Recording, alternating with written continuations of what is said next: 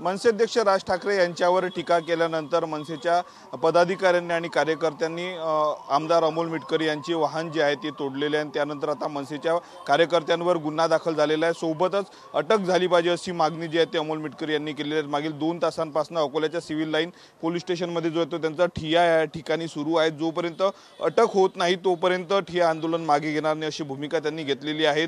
मोठ्या संख्येने जे आहेत ते कार्यकर्ते या ठिकाणी राष्ट्रवादीचे दाखल झाले आहेत। आपल्यासोबत स्वतः अमोल मिटकरी आहेत। जवळपास 2 तास उलटून गेलेले आहेत, तुम्ही म्हणता अजूनही आरोपींना अटक केली नाही, गुन्हा दाखल झाला आहे। दुसरी नाही, आरोपी बाईट देतोय, तो सांगतोय मिटकरींनी बळबळ नाही बंद केली तर महाराष्ट्रात फिरू देणार नाही। त्याच्या बापाचं राज्य आहे का महाराष्ट्रामध्ये? फिरू देणार नाही म्हणजे तुमचा बाप काही बोलेल आणि आम्ही ऐकून घ्यायचं?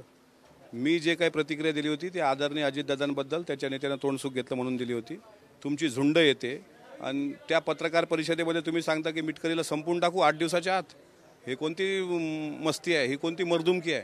म्हणून ते मनसेचे नामर्द गुंडे आहेत ज्यांनी अशा पद्धतीने हल्ला केला। मी इथे 2 तासापासून याच्याकरता बसलोय की आरोपी फरार आहेत आणि जर फरार असताना तो जर तिथून बाईट देत असेल, तो जो कोणता त्याचा टुकार आरोपी आहे, तर हे पोलीस काय करतायत? मग माझी फिर्याद दिली मी, त्याच्यावर कायदेशीर गुन्हे दाखल झालेत। आता त्याचा जो व्हिडिओ आला तोही पोलिसांना दाखवतोय आणि 8 दिवसात ते जर जिवंत बापाच्या पोटी जन्माला आले असतील तर त्यांनी 8 दिवसात मला संपवून दाखवावं। अशा प्रकारचे हलकट धमक्या त्याला मी भीक घालत नाही आणि याचा मास्टरमाइंड शोधला पाहिजे। ज्यावेळेस ही झुंड अटॅक करत आली होती आणि ऑफ द रेकॉर्ड तिथलं त्या एका पत्रकार परिषदेत त्याच्या नेत्यांनी सांगितलं, तो कर्ण बाळा का कोण आहे तो, की आम्हाला राज ठाकरेंचे आदेश आहेत की मिटकरीला संपवा म्हणून। अरे मग माझ्या केसाला धक्का लागला तर यांच्या ढुंगणाला कापडं राहणार नाहीत, एवढं त्यांनी लक्षात ठेवावं। त्याच्यामुळे त्यांनी माझ्याशी मस्ती करू नये। अशा प्रकारे जर कोणी गुंडागर्दी करत असेल तर महाराष्ट्रात खपून घेतल्या जाणार नाही। जो हल्ला झाला आहे तो भ्याड आहेच, पण या हल्ला केल्यानंतर मी घाबरून पळून जाणाऱ्या कार्यकर्त्यांमधला नाही। अजितदादा पवार हे आमचे नेते आहेत, त्या नेत्यांवर जर कोणता सुपारी बहादर बोलत असेल तर त्याला त्याच तोडीस उत्तर देणं हे मी छत्रपती शिवाजी महाराजांच्या इतिहासातून शिकलोय आणि देशात संविधान लागू आहे। त्याच्यामुळे यांनी मगरुरी करू नये आणि विचार करा, सुपारी बहादर लोक जर सत्तेवर आले आणि असा जर मुख्यमंत्री महाराष्ट्राला भेटला तर हा तर खुल्या माणसाचे मर्डर करायला लावेल। म्हणजे त्यांचा एक कार्यकर्ता म्हणतो की राजसाहेबाच्या आदेशात मिटकरीला संपवा आणि हा जर उद्या सत्तेत येऊन मुख्यमंत्री झाला याचा नेता तो राज ठाकरे, मग काय मारायचे आदेश काढसाल आमचे? अशा प्रकारची मस्ती चालणार नाही। त्यांना मारायचं असेल समोरासमोर ये म्हणा बोल। अशा प्रकारे भुंकणारे भुंकत असतात, हे मर्द नाही जे तुम्ही म्हणता ना मनसेच्या कार्यकर्त्यांनी, मनसेच्या नामर्दांनी ती गाडी फोडली। हे नामर्द लोक आहेत, हे समोरासमोर वैचारिक गोष्टीत टिकू शकत नाहीत। माझ्यासारख्या सॉफ्ट टार्गेटला तुम्ही ते टार्गेट करण्याचा प्रयत्न केला, पण मी माझ्या जनशक्तीच्या भरोशावर बोलतोय, मी कोणाच्या भरोशावर बोलत नाही। असं काही कोणा नेत्याच्या पदराखाली लपणारा मी माणूस नाही आहे। जे आहे ते खुल्लं आहे। तुमचा नेता दादांवर बोलतो त्यावेळेस आम्ही शांत राहायचं का? आम्ही बोललो तर तुमच्या बुडाला का आग लागते? अजितदादाची माफी त्यांनी मागावी, आम्ही बोलणार नाही। मास्टरमाइंड कोण असू शकतो? राज ठाकरे, मनसे पक्षप्रमुख राज ठाकरेंनी मला मारण्याची सुपारी दिल्याचं त्यांच्याच कार्यकर्त्यांना अटॅक करताना म्हटलेलं आहे। 7 दिवसात मिटकरीला संपू म्हणून याची कायदेशीर दखल कायद्याने घेतली पाहिजे।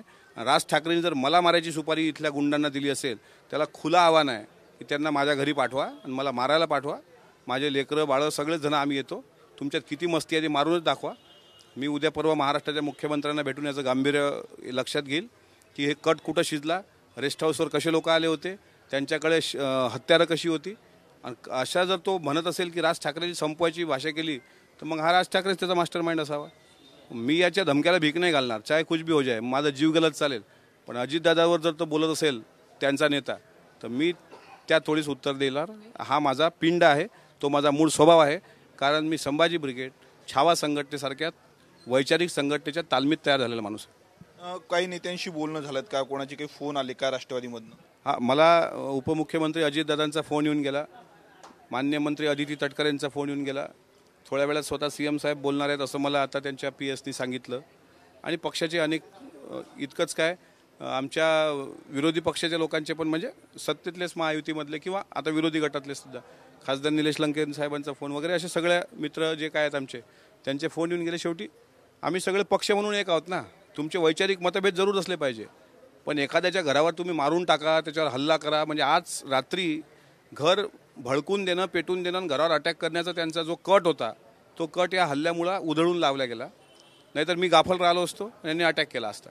शेवटी कसं आहे की तुम्ही मला मारू शकता ना, पण माझ्या लेकराबाळांनी तुमचं काय केलं आहे आणि माझी चूक काय ते सांगा ना।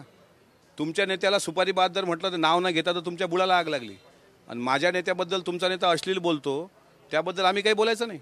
आम्ही मरून जाऊ, पण अशी कातळी चोरणारे लोक आम्ही नाही आहोत. आम्ही या विदर्भाच्या भूमीत जन्माला आलो. आमची भूमी ही छत्रपती शिवाजी महाराजांना जन्म देणाऱ्या जिजाऊची भूमी आहे. त्याच्यामुळे आमच्यातलं जे रक्त आहे ते प्रामाणिक आहे. जर कोणी आमच्या नेत्यावर अश्लील टीका करत असेल तर त्याला त्याच तोडीस तोड उत्तर द्यायला अमोल मिटकरी समर्थ आहे. कोणाच्या अटकेची मागणी? ज्यांनी माझ्या मरण्याचा कट रचला त्याला अटक झाली पाहिजे. याची CBI चौकशी झाली पाहिजे ना.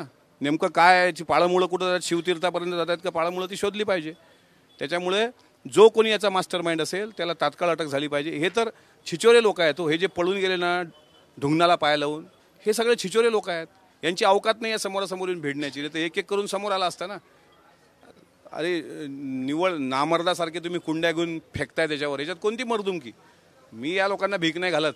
चाहे कुछ भी हो जाए, डरने वाला थोडी हूं मैं. अमोल मिटकरी होते. त्यांनी अकोल्याच्या सिव्हिल लाईन पोलीस स्टेशनमध्ये जे आहे ते ठिय्या आंदोलन सुरू केलेलं आहे. जोपर्यंत आरोपींना अटक होत नाही, हल्लेखोरांना अटक होत नाही, तोपर्यंत माघारणे अशी भूमिका घेतली. सोबतच त्यांनी जे आहे ते राज ठाकरेंवर पुन्हा टीका केलेली आहे. संपूर्ण हल्ल्याचा मास्टर माइंड जे आहे ते राज ठाकरे असल्याचा देखील गंभीर आरोप त्यांनी केलेला आहे. कॅमेरामॅन अनिकेत दातोंडेसह मी स्वप्नील उमाप, TV9 मराठी, अकोला.